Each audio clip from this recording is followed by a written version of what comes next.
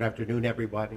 Thank you for coming. As Laura Short said, I will begin by reading a statement, then we'll open it up to questions, either for myself or I'm also joined today by members of my board, led by Board President Cristina Martinez, Board Vice President Alicia Sebastian, Trustee Ed Garza, and Trustee Leticia Osuna. I'm also delighted to be joined by the President of the San Antonio Alliance, Alejandra Lopez, representing our teachers and support personnel. Thank you all for being here. I'm going to begin by telling you that obviously we had a significant system-wide failure of our heating systems across the district. From what we have identified, about 70% of our schools have experienced failures of heating system, with anywhere from 20% to 100% of those buildings unable to receive appropriate heat in terms of that range. Unfortunately, that has led us to make the very difficult decision today that we will close schools tomorrow and Friday to make all the necessary repairs and perform quality control checks at all our schools. As we move forward, we're not going to open a single school until it is warm, safe, and a good place for learning. We recognize that perhaps many of you are wondering, why was this decision not made sooner? And I take full responsibility for making the wrong call. I sent a letter to the families where I apologized for the situation yesterday. So again, the ownership is on me and I take full responsibility. Too many of our students and staff across SAISD were in unfavorable condition today, and that will not continue, and it is unacceptable. While we do have some schools that are operating efficiently, too many are not, and we have been unable to ascertain in real time, on-the-ground information in an efficient manner. We have failed our students, our staff, our community by not having accurate, reliable information. I am taking a deep look not only at the infrastructure causes of this issue, as well as the personnel involved. We have made adjustments to the response team to ensure that we receive on-the-ground, real-time information so that we can ensure our buildings are fully operational and provide a safe environment for all our students and our staff. I will be remiss if I don't end my remarks by commending our principals, our teachers, and support personnel for their commitment to keeping students warm and safe. As you probably know, it is never an easy decision to close school, as we recognize that schools provide much more than a simple place of learning. We also know that we provide the safest environment and for all, and that needs to supersede even our instruction. So once again, I extend my heartfelt apology to the community, our staff, and our students, and we will do better. Now we're going to open it up to questions. Yeah. You sent out that letter yesterday saying that the campuses had been diligently checked on Monday. Does it look like now, with the information that you have now, that those checks did not happen, or did not happen to the extent that they were supposed to end us up in this situation with so many schools closed? No. The checks, every school on Monday was checked. and were operational at that moment in time. So you're probably asking, so what happened? What happened was we made a human error in terms of non-manually overriding the system so that the boilers would run 24 hours in some of our schools, So that was an issue that we owned, but when they visit, it was functioning, but then the system shut down because we forgot to manually override for some schools. Or are they always designed to be run for 24 hours, then take a break? What was the error in? Yeah, we programmed them for a schedule in order to, the majority look usually to turn off at 5 in the morning and then go for a period like to 10 o'clock. Because we knew of the conditions, we had given a directive that we wanted beginning on Friday to make sure that the system was functioning. And we did a check on Monday, and everything was functional, and nobody realized, and we own that. Nobody realized that some schools, we had non-manually overridden the system. So they worked, but they were not programmed correctly? Correct. So why do you need 2 days to go over everything if it's just a programming issue? Great question. Because as a result of that error led to major issues in our infrastructure in terms of the boiler pipes breaking down. They completely froze. So we are right now sending technicians to every single campus to determine the magnitude. Were these boilers not properly maintained beforehand? We work very diligently to ensure that every single school is safe and provide the appropriate learning environment. I do have to acknowledge that we have had deferred maintenance because of the situation of us being underfunded. And no excuse, but it is a reality when our basic allotment has not increased since 2019. The cost of inflation has risen dramatically. So we actually had, because of this situation, we were proactive as a result of the right-sizing. We partner with several organizations. They're doing a full facility condition assessment of every single building so that we have accurate data. That started before this is in process, it's not completed, so that we understand the lifespan of all our buildings and the infrastructure. If 70% of the schools had heating issues, why, I think you have more than 90 campuses, why were only 31 kept out of school today or released early? Because as of last night and early this morning, we had not identified those issues. Those issues surfaced. Some of them actually surfaced 9, 10, 4, 5 in the morning. So that's the reason why. So, as soon as we knew, we made a decision. And to be clear, no schools in the district will be open until all schools have heating? Until Monday. Until Monday. We're going to address that. We need 2 days to assess the magnitude and get a technician in every single building to determine what are the root causes of the problem. If parts need to be replaced. So. Doctor, aquí no podría decir lo que dijo al principio en español. Todo lo que dije al principio. Bueno, primero gracias por venir. Lo que quería comunicar es que nosotros como sistema, el Distrito Escolar, tuvo un fallo en nuestros sistemas de calefacción a través de todo el distrito. En este momento hemos identificado que aproximadamente 70% de nuestras escuelas experimentaron fallos en el sistema de calefacción. De un rango en algunas escuelas fue un 20%, o sea que 1 o 2 salones de clase, en otro era más serio, que impidieron dar la calefacción que necesitaban nuestros alumnos y personal.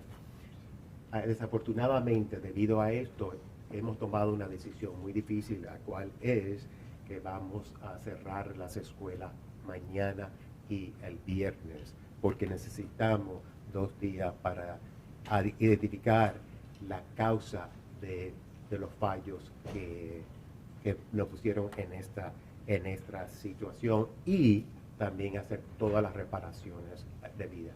Debido a la magnitud que es y como tenemos personal limitado, necesitamos 2 días para asegurarnos que esto esté bien y no vuelva a ocurrir en el futuro. Yo quiero que ustedes reconozcan que cerrar escuelas es una decisión muy, muy difícil y yo asumo toda la responsabilidad porque tenía información que no era válida o incorrecta y utiliza esa información para decidir mantener las escuelas abiertas. Pero tomamos esa decisión porque, como ustedes saben, el impacto de cerrar a una escuela no solo afecta a los alumnos, afecta a la familia y afecta al comercio de la ciudad. Pero déjeme ser claro, las condiciones que experimentaron nuestros alumnos y nuestro personal no es aceptable. Y yo vuelvo a asumir la responsabilidad de eso y eso va a cambiar. Quiero también estar claro que hay muchas escuelas que operacionaron eficientemente durante estos 2 días. Pero nosotros no teníamos información válida en el momento debido para tomar mejores decisiones.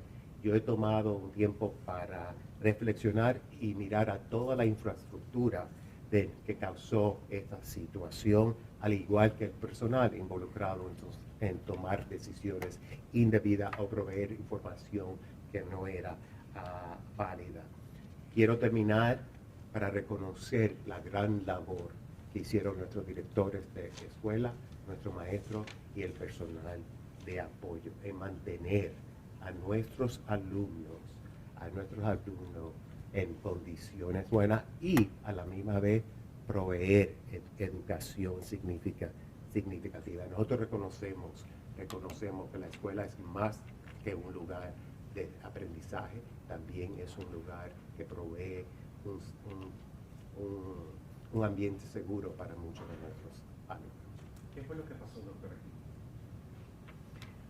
The same question that you guys asked. So, lo que sucedió, muchos factores. Primero, es la primera vez en la cual tenemos temperatura tan baja que no están acompañadas de precipitación.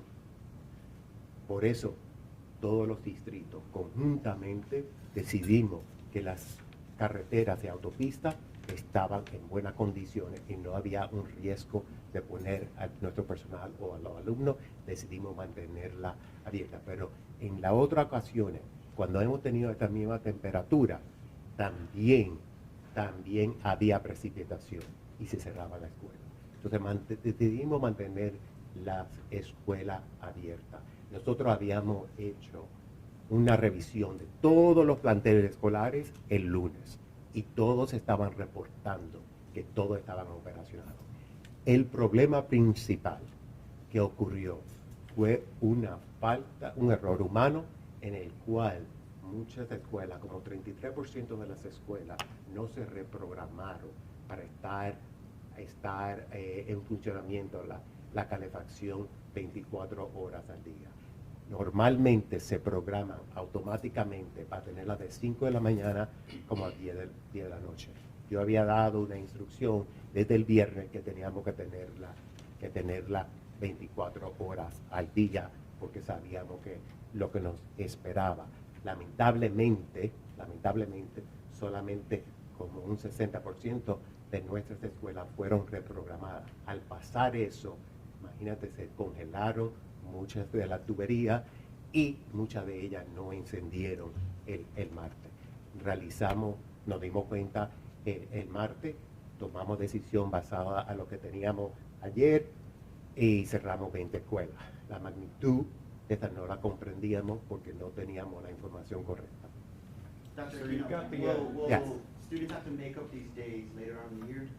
So great question. So obviously it's not days, but it's instructional minutes that account for the Texas Education Agency. I'm here with Alejandra Lopez. She and I have spoken several times today. We will collaborate with the Alliance, with our district parent advisory committee, because this decision that impacts the calendar, impacts our family, impacts our staff. So we will make a collaborative decision. Also, we have, the reason I can't categorically tell you if they're going to make it up is because we are in the process of analyzing every single school, because we have multiple schedules. So we have to actually count the minutes and then make a determination of what our options. We have several options to address that, and we're ready to implement, but it is a conversation that I want to have jointly with the Alliance and with the parents who are represented in the District Parent Advisory Council. Will teachers be paid for this time off? But yes, Okay. yeah. So actually, we're asking teachers to do a teacher-directed day for the next 2 days, with the first priority to do parent outreach, then lesson planning or reviewing data. Sir, the SAISD bond from 2020 included HVAC replacements at, I believe, 30 campuses. Much of that work, according to your website, shows that it's been completed, including at some of the schools that were on today's list. Does that mean that these new HVAC systems failed? And if so, how much is this costing the district if you just put in these systems and they are apparently now broken and need a repair? Great question. Some bond funds were used to fix our heating and AC system. And we know that some schools operated without any issues. And we also know that in some of them, it was just 10 or 20%, so one or two classrooms. So I want to be clear that those are also, we experienced some success.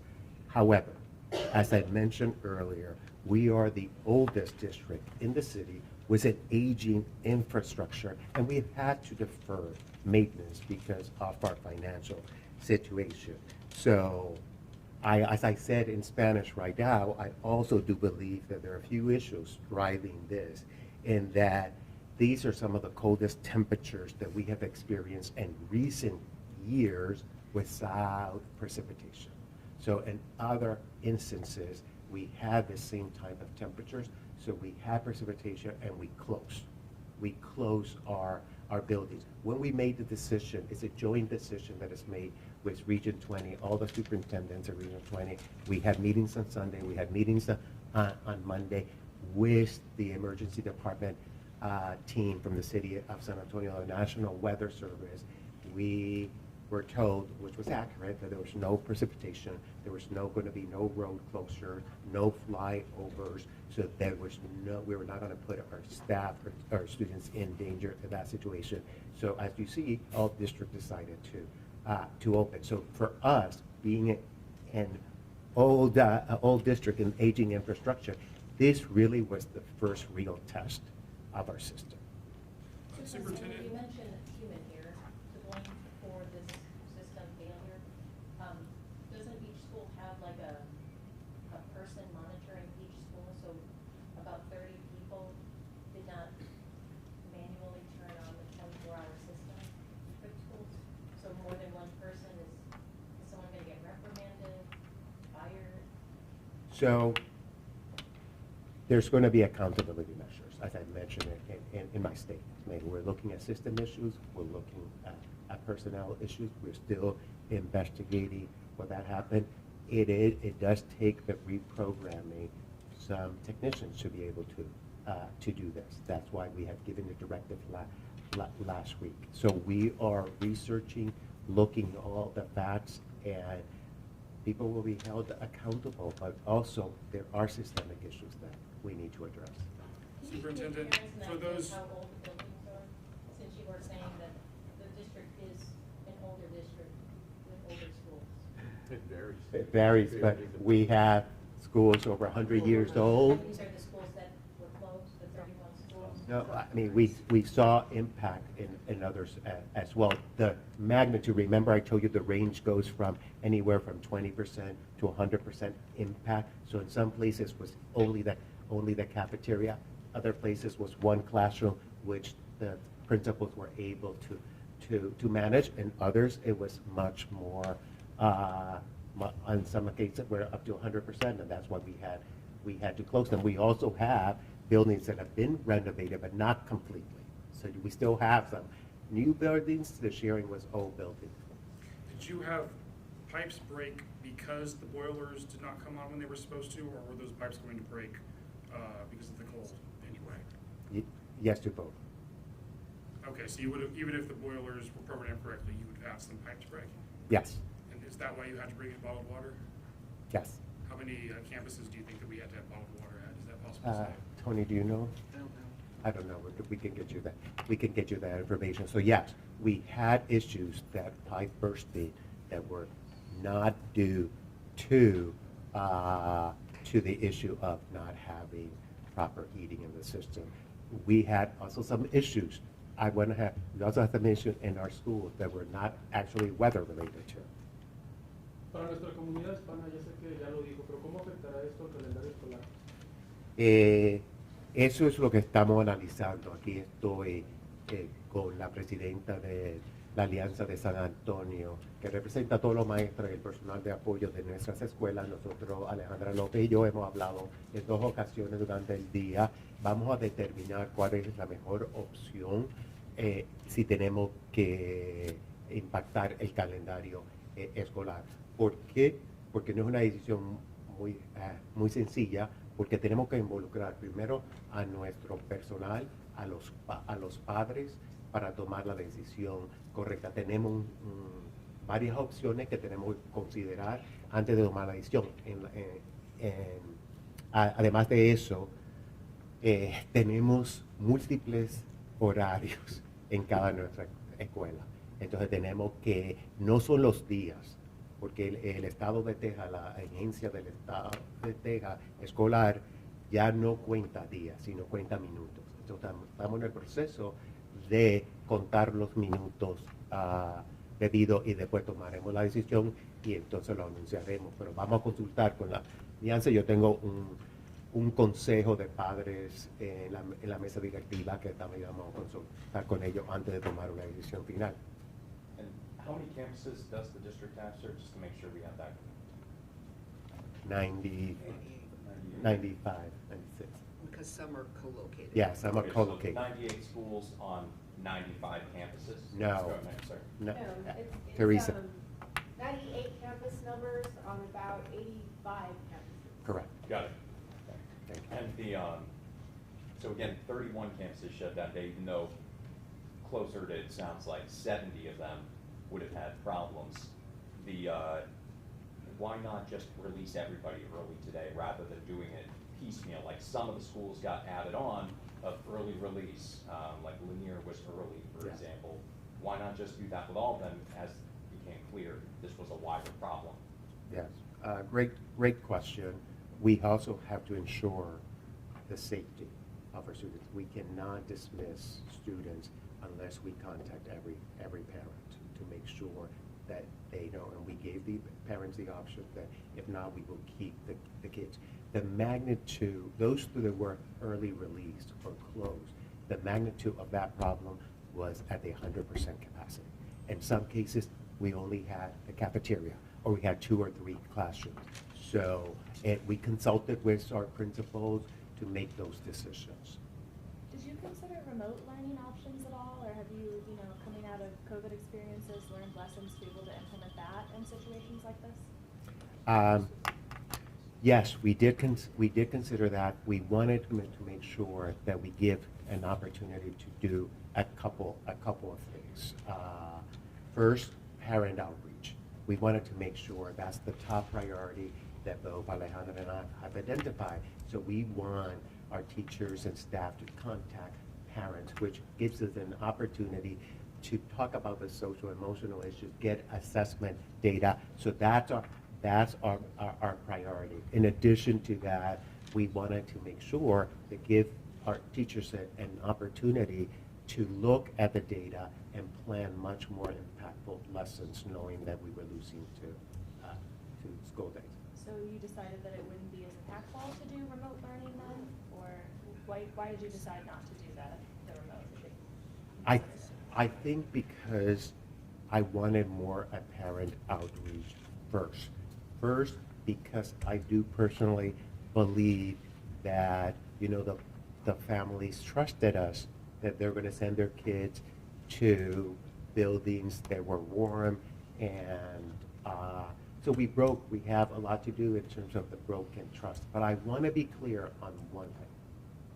The reason why we kept schools open, like my colleagues across the region, I visited many schools on Tuesday, and I heard from principals and parents, and even today, we heard from some parents that we understand.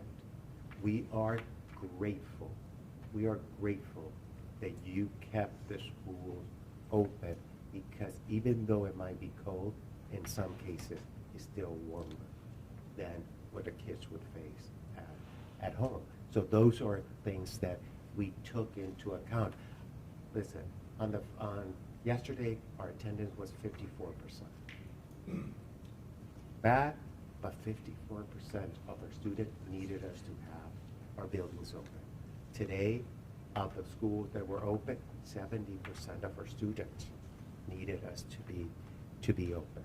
And we need to be open to deliver on the promise that we give our families, which is great environment, social emotional support, and meaningful and impactful learning. We will be wrapping up the press conference soon. We'll be taking the last few questions. I'm very needy. I don't speak boiler, and I know that you have a lot of campuses with a lot of different systems. But can you, for those of us who have no idea what boiler means, can you explain what the boiler does that caused us to be here today? Is that too much? So interesting, you're asking me too. It's not my area. Expertise. So I'll start, and some of you probably have more experience. But the boiler is equivalent to the heating system. Right. So is the mechanism that we have in our building to ensure that we can deliver heat throughout the building.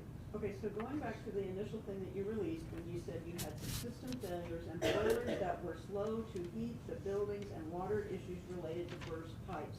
To me, that sounds like all these buildings were allowed to go cold when cold was coming on.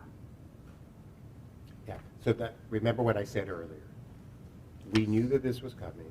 We gave a directive to make sure that we were running our boilers, our heating system, 24 hours around the clock. The system has to be manually overridden because somebody has to go, and because it's programmed. As a result of that, we had some human error in where we did not do that for all our schools. So some of the schools we stopped, we are addressing that, we're looking into why did that happen. As a result, even though they were running on Monday, the system did shut down. Was that the problem with all 70% of those campuses? No, and 70%, we're actually looking at an organization that's going to be here with us tomorrow to see if there were issues with gas pressure too. So help us diagnose. That's why we need these 2 days. We can't determine why in those places where we had programmed them and manually overridden them, why they did. Some of them still had issues. So it was human error, and then sometimes System the failure. equipment just didn't work. Yes. What can you do to ensure this won't happen again to the families? February is usually a cold month in Texas. You're going to get warmer weather next week, but what if this happens again? So a couple of things that we are doing. First, we want to make sure that we address our data and information. So now we want to make sure that we have accurate information. As I mentioned earlier, we have done a facility condition assessment that we're about to complete, which tells us exactly what our trouble spots. We also have technicians in the next 2 days. That's why we needed 2 days. They're going to give a diagnosis. This organization that's going to be partnering with us and some others are going to actually test the gas pressure, look at the system. They will not do any boiler repair. They're going to give us our feedback in terms of determining that. So we are putting measures in place to make sure that this will not happen. I mean, we learned a lot from this lesson. This was a test, as I said earlier, a test for our system. And I think we will be, this will not happen again. Will you have food service at the 96 Yes. schools that are closed? Yeah, Jenny, I think Jenny is here. Jenny Arredondo is my Executive Director for Child Nutrition. Do you want to talk about the plans for meals? Sure, so at all the campuses, we will be providing curbside meals, which is a model that we used during COVID. And we'll do that at all of our campuses to ensure that any of our students during this time that are in need of food will have it readily available. And it will be at all campuses so that it is in close proximity to homes and where they live. What are the times for that? Today we ran a distribution from 12 to 1. We did that basically because of outside temperatures. So we will work to keep it, I guess, within that lunch hour. We might extend it a little bit to be able to be more available to our families. Does anybody put a dollar damage on this? Not yet, but this is not about money and dollars. It's Well, a, yeah, I, mean, really. in terms of the damage is to our community, our staff, and our students. We did not deliver. That's my main concern. You know, we're here for our students and our families. And again, I apologize to my students, my families. I know I personally let them down, and I take full responsibility, and we will make sure that this does not happen again. Thank you very much for coming. Thank you, everyone. I don't know if any board member wants to. You're good? Oh, Alejandra, I think Alejandra wanted. I do have something, yes, if that's okay. Just. Hi, everyone. Good afternoon. My name is Alejandra Lopez. I serve as president of the Alliance of Teachers and Support Personnel. I want to remind everyone that the difficulties that our schools face in ensuring appropriate temperatures for learning during acute crises caused by extreme weather are a direct result of the long-term systemic and chronic underfunding of public education in our state. While our governor holds increased school funding hostage and pushes unpopular school voucher programs, he ignores the real problem. Our public school districts need an increase in funding to bring our state in line with the rest of this country. Extreme weather events like the current cold spell are intensified and made more likely by climate change. And the events of this week serve as an important reminder that we must work to address climate change, not in some distant future, but now. Our union has been working with district leaders over the last 2 days to address issues school workers have faced in the classrooms across SAISD. It is clear that the majority of our buildings were not prepared to welcome staff and students yesterday, and we agree with the district plan to briefly pause instruction while the extreme conditions continue. School workers and students need warmth to safely engage in their work together, and too many of our schools cannot provide an appropriate level of that warmth this week. And as we have heard from Dr. Aquino, a plan is being put in place to ensure not only that we remedy the current situation, but that this does not happen again. In closing, I would also like to recognize the commitment and dedication of all of our teachers and support staff over the last 2 days, especially the work of our nutrition staff continuing to provide meals to our students and our maintenance members who have been working tirelessly to address this ongoing crisis. Thank you.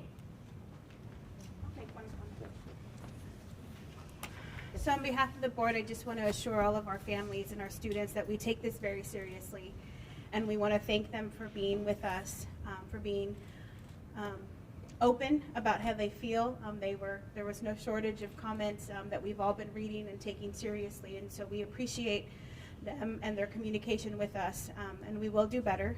Our board is convening a special committee that's going to be led by Trustee Ozuna, who is an engineer and former city council person, so that the board can also understand in detail how this happened and to make sure that it doesn't happen again. So we do take this very seriously. We will get to the bottom of this, but we do appreciate Dr. Aquino and his accountability that he has taken in this crisis.